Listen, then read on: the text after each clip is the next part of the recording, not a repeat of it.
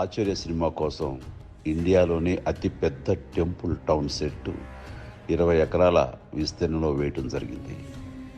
అందులో భాగంగా గాలి గోపురం ఆశ్చర్యం గురిపేలా ప్రతి చిన్ని డీటెయిల్స్ని అద్భుతంగా మలిచారు. ఇది కళా దర్శకత్వ ప్రతిభకే ఓ మచ్చు తునక. నాకెంతో ముచ్చట అనిపించి నా కెమెరాలో బంధించి మీతో పంచుకోవాలనుకున్నాను.